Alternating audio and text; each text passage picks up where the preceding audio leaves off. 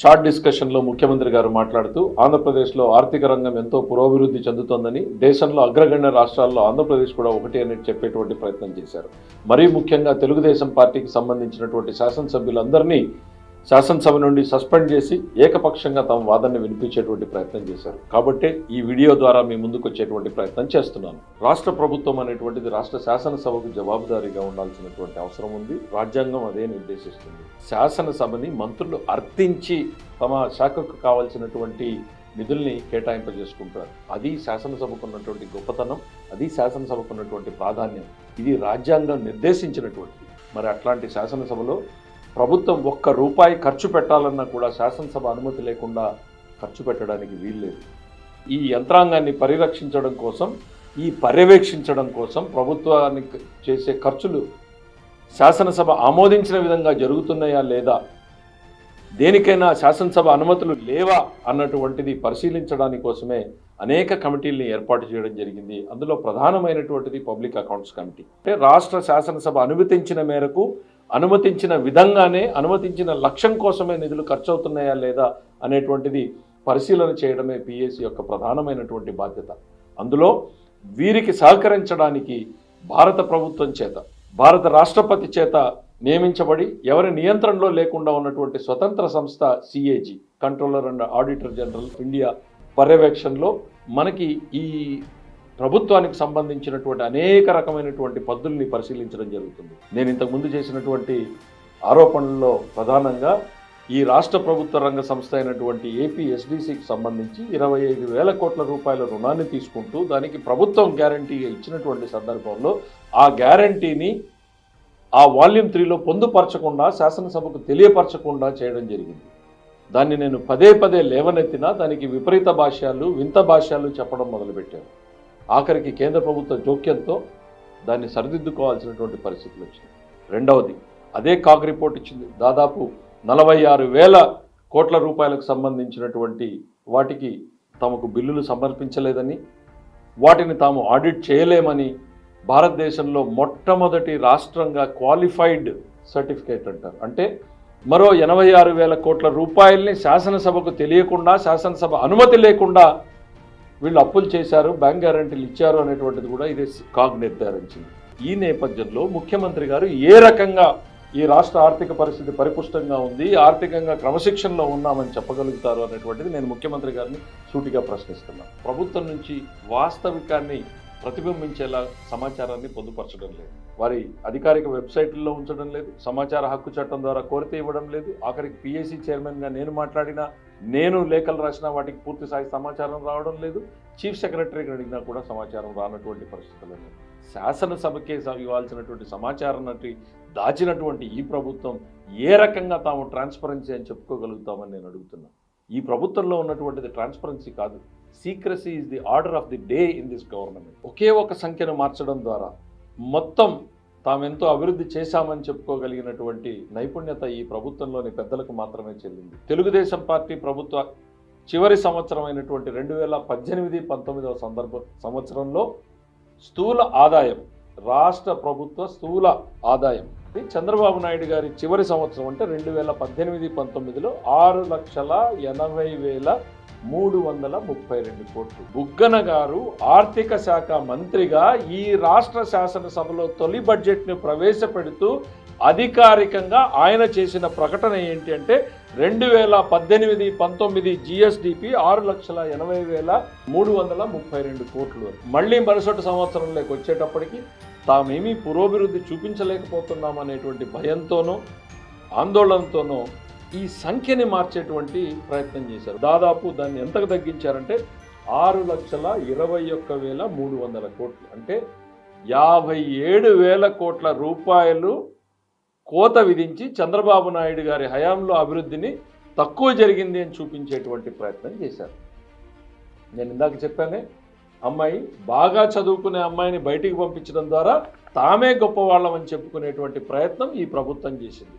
గత ప్రభుత్వంలోని సర్టిఫైడ్ ఫిగర్స్ని మార్చి తగ్గించి ఈరోజు తామేదో శరవేగంగా అభివృద్ధి చేస్తున్నామని చెప్పుకునేటువంటి ప్రయత్నం చేశారు. 2018-19లో రాష్ట్రంలో అంటే తెలుగుదేశం ప్రభుత్వం చివరి సంవత్సరంలో రాష్ట్ర ప్రభుత్వ పన్నుల ఆదాయం 58,107.29 కోట్లు. దాని ప్రకారం ఆదాయం పెరగాలి, కానీ ఎంత పెరిగింది? 2019-20లో 499 కోట్లు తగ్గింది.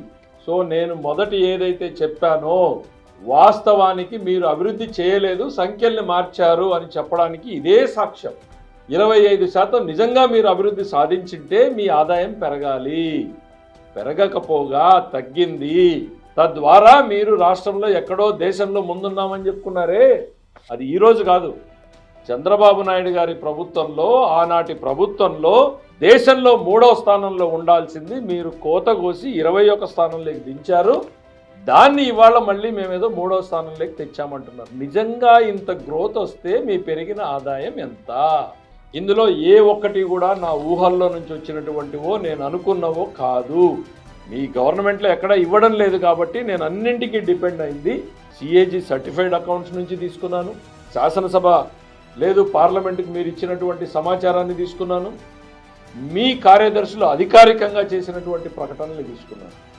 కేవలం ఈ 2-3 నెలలకు సంబంధించినటువంటి అప్పుల్ని మాత్రమే ఆర్బీఐ వెబ్సైట్లో అవైలబిలిటీ ఉన్నటువంటి తీసుకున్నా. బహుశా నేను తీసుకున్నటువంటి ఫిగర్స్కి మీ వాస్తవానికి 100-200 కోట్లు తేడా రావచ్చు.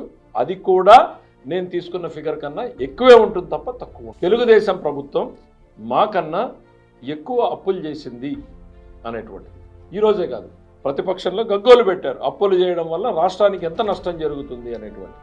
అప్పులకు నేను ఎప్పుడూ వ్యతిరేకం కాదు. నేను పదే చెప్తూ వచ్చాను, అప్పులు చేయాలి, అభివృద్ధిని చేయాలి.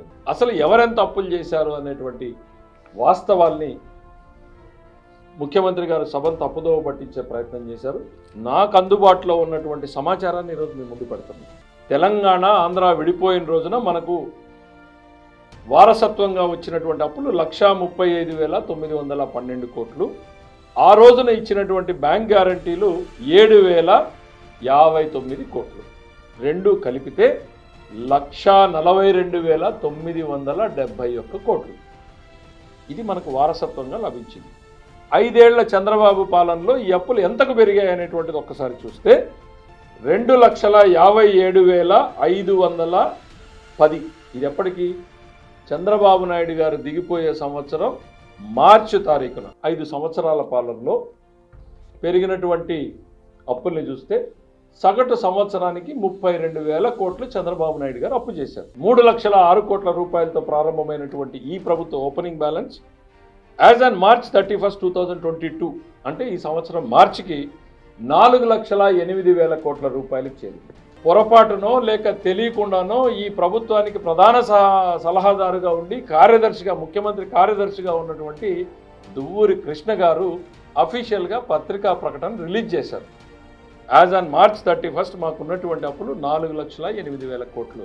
శాసనసభకు తెలియకుండా దాచినటువంటి అప్పులు ఎంత, బ్యాంక్ గ్యారంటీలు ఎంత అనంటే ఇది సిఏజీ ఐడెంటిఫై చేసింది కొంత, పార్లమెంట్కి ఇచ్చినటువంటి సమాచారాన్ని కొంత, ఇవి రెండు కలిపితే 92,548 కోట్లు. ఈ అప్పుల ప్రారంభాన్ని, క్లోజింగ్ బ్యాలెన్స్ని తీసుకుంటే ఈ ప్రభుత్వం ఏర్పాటైనటువంటి 3 సంవత్సరాల 4 నెలల కాలంలో చేసినటువంటి అప్పుల మొత్తాన్ని మనం చూస్తే 3,67,859 కోట్లుంటే సగటున సంవత్సరానికి 1,11,472 కోట్లు. చంద్రబాబు నాయుడు గారి హయాంలో చేసినటువంటి అప్పు సంవత్సరానికి 30,000 కోట్లు.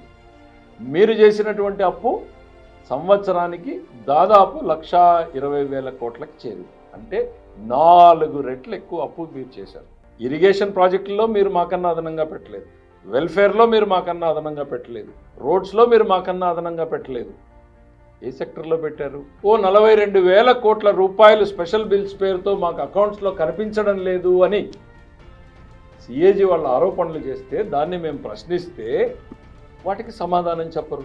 ఇక ప్రజల్లో అనుమానాలు రాకుండా ఏమవుతాయి? ఎవరు తీర్చాలి అప్పుల్ని? ఏ ఆర్థిక శాస్త్రవేత్తను అడిగినా చెప్తాడు తీర్చాల్సింది, తీర్చేది సామాన్యుడే అని. రాష్ట్ర ప్రభుత్వానికి ఉన్నటువంటి అవకాశం ఏంటి? పరోక్ష పన్నుల విధానం. అంటే తినేటువంటి భోజనం మీదనో, తిండి పదార్థాల మీదనో, తాగేటువంటి మందు మీదనో, ఈ వాడేటువంటి పెట్రోల్ డీజిల్ మీదనో, గ్యాస్ మీదనో, ఇటువంటి వాటి మీద ఇవి ఎవరండి ప్రభావితమయ్యేటువంటిది?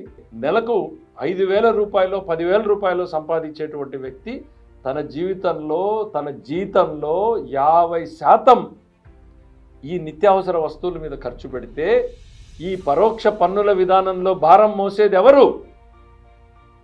కూలీనాలి చేసుకునేటువంటి లేక మధ్యతరగతి సామాన్య ప్రజానీకం మీద పరోక్షంగా భారం కాదా అని నేను అడుగుతున్నాను.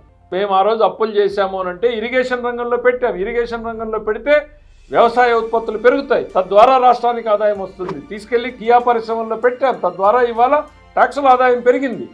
మీరేం చేశారని నేను అడుగుతున్నాను. కేంద్రం నుంచి మాకు సాయం తగ్గింది అనేటువంటి మాటను చెప్పేటువంటి ప్రయత్నం చేశారు. సెలెక్టివ్గా 1-2 అంకెలు తీసుకుని చెప్పేటువంటి ప్రయత్నం చేశారు. అది అత్యంత దుర్మార్గమైనటువంటి చర్య. ఎందుకనంటే ఇవాళ ఆంధ్ర రాష్ట్రం నడుస్తోంది, కాలం సాగుతోంది ముందుకు అనంటే కేవలం కేంద్ర ప్రభుత్వం నుంచి వస్తున్నటువంటి సహాయ సహకారాల వల్లనే. ముఖ్యమంత్రి గారు ఏం చెప్పారు? మాకు 2018లో మాకు ట్యాక్స్ ఆదాయం తగ్గింది అని చెప్పారు. తగ్గిందా లేదా ఒకసారి పరిశీలనలోకి చూద్దాం. తెలుగుదేశం ప్రభుత్వం చివరి సంవత్సరంలో కేంద్ర ప్రభుత్వం ట్యాక్సెస్ డెవల్యూషన్ ద్వారా మన వాటాగా మనకు వచ్చినటువంటి డబ్బు 32,710 కోట్లు చివరి సంవత్సరంలో. ఈ సంవత్సరం తీసుకుంటే 21-22కి 31,499 కోట్లు, అంటే ఒక 400-500 కోట్లు తగ్గింది. కేంద్రం నుంచి వచ్చేటువంటి పన్నుల వాటా మాత్రం తగ్గింది. కానీ గ్రాంట్ల రూపంలో కేంద్ర ప్రభుత్వం నుంచి వచ్చినటువంటిది దాదాపు రెట్టింపైంది. ఈ సంవత్సరంలో మనకు అందుతున్నటువంటి సమాచారాన్ని బట్టి 3 పెరగబోతోంది. ఎట్లా అని చూస్తే 2018-19లో అంటే తెలుగుదేశం ప్రభుత్వం చివరి సంవత్సరంలో రాష్ట్రానికి వచ్చినటువంటి గ్రాంట్ ఇన్ ఎయిడ్ 19,456 కోట్లు. మరి ఈ ప్రభుత్వానికి 21-22లో వచ్చినటువంటి గ్రాంట్ ఇన్ ఎయిడ్ అంతా అనేటువంటిది చూస్తే 43,632 కోట్లు, అంటే దాదాపు 2 పెరిగింది కేంద్రం నుంచి వచ్చిన సాయం. ఏ రకంగా కేంద్రం సాయం తగ్గింది అని మీరు చెప్తారు? ఇది ప్రజల్ని తప్పుదోవ పట్టించడం కదా? ఇది శాసనసభని తప్పుదోవ పట్టించడం కదా? సెలెక్టివ్గా మీకు అనుకూలంగా ఉన్నటువంటి సంఖ్యల్ని ప్రజల ముందు పెట్టేటువంటి ప్రయత్నం కదా? అందుకే పదే మేము అడుగుతున్నాం, వైట్ పేపర్ని ఇవ్వండి అని. 2020-21 యావత్ ప్రపంచం కూడా కోవిడ్తో ఉన్నటువంటి సందర్భంలో దేశం మొత్తం నెగిటివ్లో ఉంది, ఇన్క్లూడింగ్ కేంద్ర ప్రభుత్వం. దాదాపు 6.6% కేంద్రం నెగిటివ్లో ఉంది. 25 రాష్ట్రాల్లోనూ నెగిటివ్ గ్రోత్ ఉంది. కానీ ఆ రోజున కూడా వీళ్ళ చేతిలో ఉన్నటువంటి అంకెలు సంఖ్యలే కదా అని చెప్పి పాజిటివ్ గ్రోత్ని చూపించిన ఏకైక రాష్ట్రం ఆంధ్రప్రదేశ్ ప్రభుత్వం. ఇది ఎందుకు చేశారు అని అంటే అప్పుల్ని పుట్టించుకోవడం కోసం చేసినటువంటి మార్గాలు ఇవన్నీ నిజంగా అభివృద్ధిలో సాధించి చూపించినటువంటివి కాదు. ఈ 21-22లోకి వచ్చినప్పుడు దేశంలో నంబర్ 1 నేనే అంటున్నాం. 11.43% అభివృద్ధిని మేము సాధించామన్నాం. అంటే ఏ ఒక్కడు లెక్క పెట్టలేనివి, ఏ ఒక్కరు చూడలేనటువంటివి, లెక్కించలేనటువంటివి ఆ రంగంలో వీళ్ళు విపరీతంగా పెంచారు. ఎక్కడ? చేపలు రొయ్యలు పెంపకంలో ఆంధ్ర రాష్ట్రం విపరీతమైన పురోభివృద్ధిని సాధించింది. ఎంత సాధించింది? 20-21 సంవత్సరంలో 77,588 కోట్లు, అంటే అంతకు ముందు సంవత్సరంతో పోలిస్తే దాదాపు 20,000 కోట్ల రూపాయలు పెంచి చూపించారు. నిజంగా పెరిగిందా లేదా అనేటువంటిది ఒక్కసారి ఆలోచిద్దాం.